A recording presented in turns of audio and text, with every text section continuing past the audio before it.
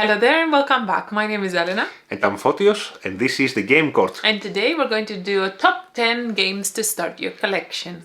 Yes, and we assume here that you already have a little bit of board game experience. So you had, let's say, a friend who introduced you to board games, or you have been a couple of times to a game cafe. With your friends, yeah. Yeah, so we don't necessarily talk about gateway games, but we talk about some games that can help you build a diverse collection. And as in enjoy the games for a longer period rather than, play it once or twice somewhere, somebody else's games. Correct. And also there are games that are not very heavy. But there are games that can teach you either new mechanics or things that you have not tried before. Things like that you could enjoy for a longer period, really. And it's important for us to be to have a board game collection that is diverse. We tend to keep a lean board game collection, but every time we decide if we want to keep a board game or not, the first question we ask, is there something similar in our collection that potentially would not allow this game to come on the table often? Number 10 is Lord of Zedit, and we chose this game because it has a different, unique kind of, I would say, mechanism where you have to program your actions beforehand to see where you actually want to go, which makes it unique compared to other games that we have played. It's not the heaviest game either. It plays in 4, which makes it quite convenient. It doesn't play with 2, I think. I think minimum player game is 3, I want to say. Well, because it's about the interaction, isn't it? It's about interaction, exactly. And you have this dial, I would say, where you set your 5 movements secretly from other players, and then everybody reveals, and then you have to do them in order. And it might be the case at some points you do even a blank action because somebody else collected something that you didn't want or whatever, or you go fight a monster. And somebody else fought the monster before you, so then that leaves you with no actions, really. Yeah, I think we should say in this game you collect people to go fight monsters. Yeah, right? Yes. And people are different people. Yeah. Farmers or whatever, magicians or wizards or whatever they are, and the monsters need to be fought with particular types of people. Basically. So what you program is literally a move, collect, fight, isn't it? Yes, it's point-to-point movement around the map, yes. And basically, the basic element of the game, as you correctly said, is this programmed movement, which is quite neat. It's also in other games, the programmed movement, like Colt Express. Yes, and this is kind of maybe the simpler version of this game, but we're talking about something, a notch further up. Yeah. Our number 9 is Smartphone Inc. And this is a game that you basically construct mobiles that you sell in the international market. And your mobiles may have different technologies that people might want them. But you have also this competition when it comes to the price, because the cheapest, let's say, smartphones are going to be sold first. Or you may have more expensive smartphones, but you're not going to sell as much, whatever. I think the nicest element about this is that markets are a finite number, they have a finite number of spaces. So you can sell as much as the market is, until the market is saturated, you cannot sell afterwards. So I think this is kind of the selling point of the game. So it teaches you a little bit of area majority element, but not in the most harsh way. Yes. Area majority counts for points afterwards, doesn't it? And also you have this simultaneous action selection. We have some tabs in front of you, and you have the screen. At the beginning of the round you do this simultaneous action selection, so you also have this element there. It's quite a cool game, and from an economic perspective, economic, let's say, board game, it's also a good first step towards the economic board games, the most heavy economic board games. Yeah, definitely. Number 8 is The Crew, and we're not particularly talking about any particular edition. It can be any edition. I think it's more to do with the theme rather than anything else within the first and second edition. And we chose The Crew because it's a cooperative game. It plays 2 to 5, which is awesome if you want to play with your friends. It's a trick-taking game, and this is what makes it unique within our list. And a trick-taking game is a game where you are trying to trick-take. It's in the name. To take the tricks. We have to say that we're not the biggest trick-taking games the games, fans, yes. But I think every collection should have a trick-taking game. I think, yes. I mean, most people like them, and I don't like it that much because I'm not good at it. We're rubbish. Not because the game sucks. I think it's just rubbish. I cannot win a trick-taking game. That's me. So, but we do play them regularly. If somebody brings them at the table, we'll gladly we're not play saying them. no, but we are just rubbish. And general trick-takers are competitive, but this one is cooperative. Yes. Also has a bit of a mission, like if you use campaign element, but on the light side. Cheap, Which small gives, game, yes. Yeah. Which gives you this, it's a starting point towards a campaign. Exactly, if you want, yes. That's very correct, actually, yeah. At number 7, we have a Pandemic. And here you can either put the standard Pandemic, not Pandemic Legacy, or the big box Pandemic. Although it's quite a game, isn't it? Yeah. The standard Pandemic though, the original Pandemic, or you can even put, our preference would be here Pandemic Hot Zone, which is the very small box of Pandemic and which plays also very fast. And we chose this for two more reasons. It's let's say the next step cooperative game that potentially you should experience, but also it has this element, this mechanic of variable player powers. So everybody can do something different, a particular strong action or whatever, which also directs you to more complex games with variable player powers.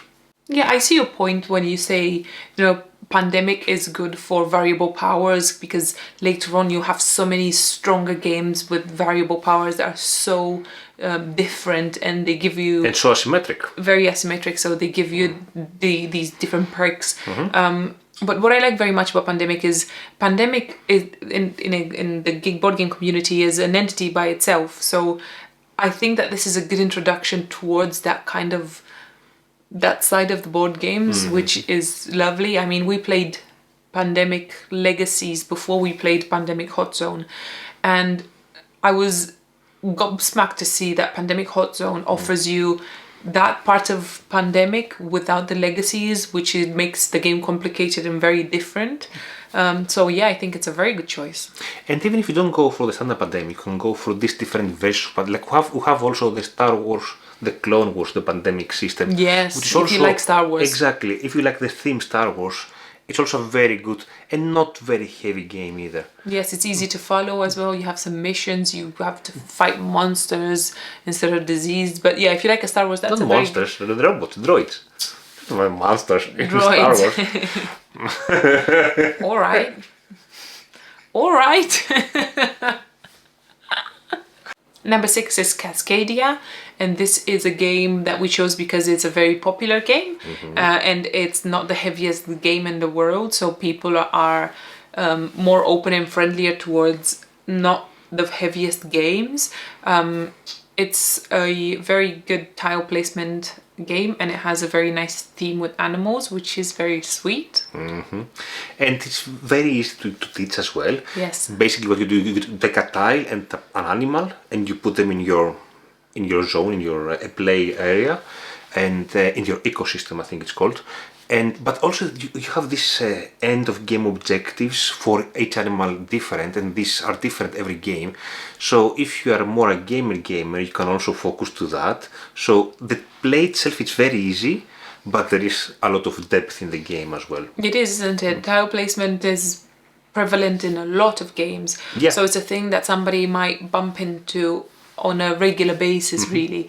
And I think this is an extra step up from, for example, Limes or Limes. Yeah. I think this is kind of a step up from there. Also, I think I want to say another game that will be very good in the same category will be Verdant. Oh yes, Verdant. It has a very nice homely, housey feel with plants, plants yes. and furniture and cats and dogs and stuff like that. So if you're in that kind of theme, I think Verdant will be a good one for you. Both games are also from the same publisher. Is Flat it? Out Games, yes. I wouldn't notice that. Yeah, that's the same box and everything, right? Exactly. Our number 5 is Patchwork, and arguably it's another tile placement game, but in this case you have Polyominoes. And the reason we choose Patchwork are a few. First of all, it's a two-player only game, so it's a very relaxing game to play with your partner as well. It's good to have in your board game collection a few two-player only games, I would say.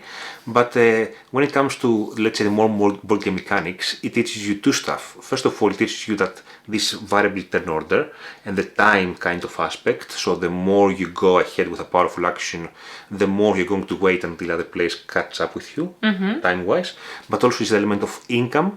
So you may want to buy an inexpensive big tile to cover space on your board, or you may buy a very expensive smaller tile which has buttons, so that you provide you income for later whenever investment you pass. for later. Yes, yes. That's a very good. That's a very good game, Patchwork. I think. I mean, not because we like the designer very much only, but we do have it in our collection.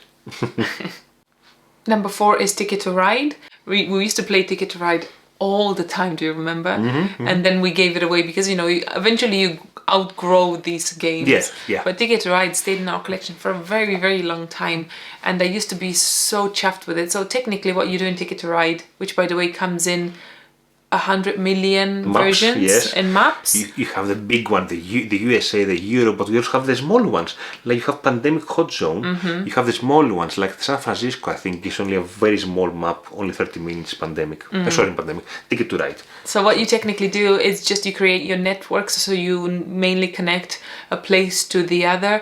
There are places where you can put 2 rails at once, but they're very rarely that you could do that in more player count. It's fun, it's fast, it builds you. You need to set collections of cards so you can discard. The more cards you discard, the bigger the rail you're going to create. It's good for families as well. It's popular with everybody really. It's an amazing game. Secret end of game objectives. Yeah, that's as well. Yes. Yes, very very family friendly, as you said. Yes. I mean, unless you play with me and then I just want to murder everybody because you've just taken the track I wanted to build on. You have to go all the way around. Oh God! All in all, and it's an amazing game. I think it's a game that if you like network building, and it's again an easy game to teach to other people as well. It's a very good game, and you can find it basically everywhere nowadays. Actually, it's just like Patchwork. Patchwork has like 800 versions of Patchwork, right? Valentine's Patchwork, Halloween Patchwork, you name it, it's there. There is a roll and write paper version of Patchwork. Oh my God, how did we miss that? I think it's called Doodle or something. Doodle Express or I don't remember how it's called, but well, we might skip on that. We'll see. In our number 3, we would like to have a deck building game. And there were a few options here. I mean, we have previously discussed about Star Realms. There's also the new version of Star Realms, which is called, not Star Realms, they call it the Star Wars, the deck building game, which is also a very good one. Very similar. But all of these are two-player games, so here we want to have a game that plays with more than two. And I mean, what is more original or more, let's say, original than Dominion, which actually introduced the deck building mechanism to the board game community. It's an older game, yes, and the art and everything doesn't seem particularly appealing. But it's about the mechanic, isn't it? It's about the mechanic, yes. The market of the cards, the buying of the cards, and the variability of this game is amazing because you have all of these different setups you can do. You can have all the expansions you can get. I mean, if this game doesn't teach you deck building, then I don't know what other game will teach you just as well. It has this element of you learn for the first time how to trash a card, how to discard a card, how to actually buy cards but try to slim your deck afterwards, so you enhance your actions and you have the possibility of getting the better cards, isn't it? It's a thing that you don't learn in other games, and to learn from a complicated game is not going to be just as good. So I think Dominion hits just the spot. Number 2 is Seven Wonders, and this is a game that we couldn't keep off of our list because Seven Wonders is such an incredible game, isn't it? Apart from the downfall of it playing from 3 onwards, it has no other flaws. This game is an amazing game. Well, you don't want to play the Seven Wonders with 2, you want to play Seven Wonders Duel with 2. I would say. That is a good point. If you've never tried Seven Wonders, there is a playthrough that you could watch that we did a little while ago. That was at the beginning of everything that you'll find up there in the description. The first video in our channel, I would say, the first Seven Wonders dual playthrough. But if you've not tried it, it's a very, very, very good tug of war, 2-player only game. The duel, yes. But the big one, though... Going back to the big one now, because we're babbling about something else. The big one, though, however, I think is such a good experience that offers you resource management. It offers you some close drafting as well at the beginning of the game. What is close drafting? Close drafting is when you have a set of cards in your hands, you select one, and then the rest you pass to your opponent, and then you take the cards from your other opponent, you select one, and then you pass them on. And they circle the cards. Until the cards are done. If you have played Sushi Roll, it's basically the same thing. Oh man, Sushi Roll is so amazing. It's Sushi Go, not Sushi Roll.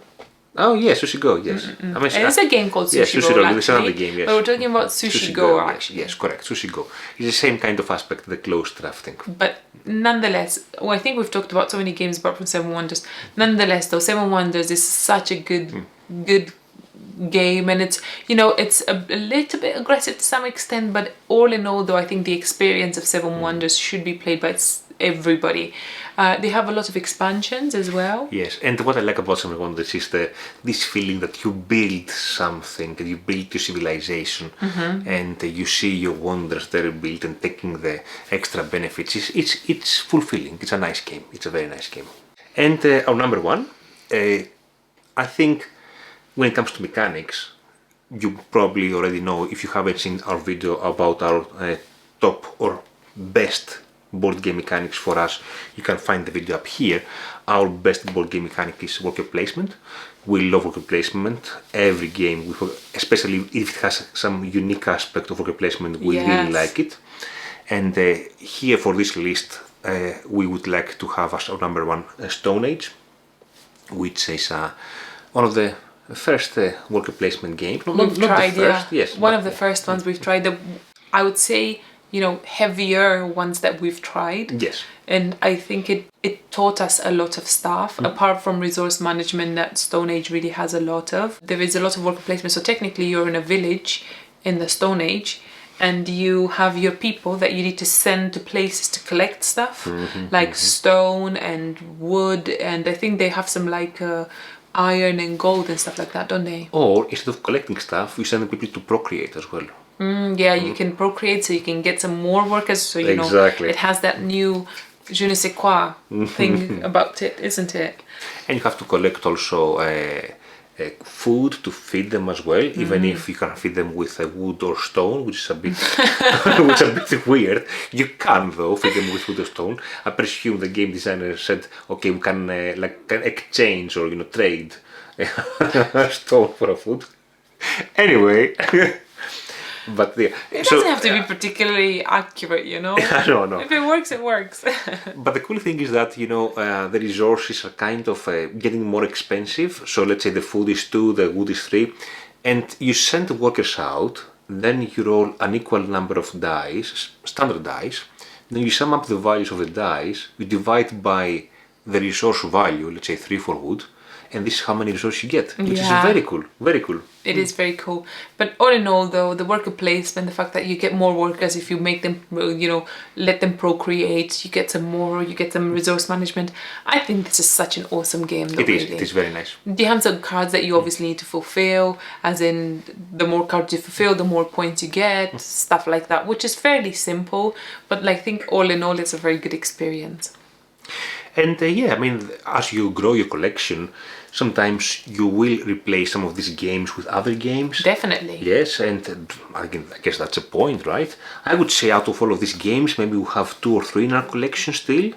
But that's, I think, the nature of the games, because you want to try more and more. Exactly.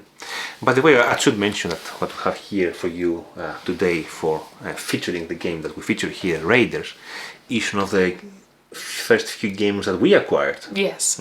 We've not put it on the list, but we wanted to, display it here for you to say that this was one of our first games that we played as one of the heavier versions of games. So this would be our personal game to display, which is actually Raiders of the North Sea. Also worker placement. Yes. A unique aspect of worker placement. You place a worker and you pick up a worker, basically. Do you have card drafting as well? Caldra, yes. Resource management as well, and hand management as well. Several mechanics here. So yeah, maybe this is a game that could potentially later on replace something like Stone Age. Yeah, definitely. And yes, I think it's a bit more complicated than Stone Age, but we were prepared to try something harder. So we tried this one, which was awesome. We'll begin to know what games you started your collection with, what was the first games you acquired, and how you progressed from that point onwards. Or if you have other game suggestions with what people should start their collection. Yeah, that would be awesome. I hope you enjoyed our video. Thank you so much for watching. See you later. Bye. Bye.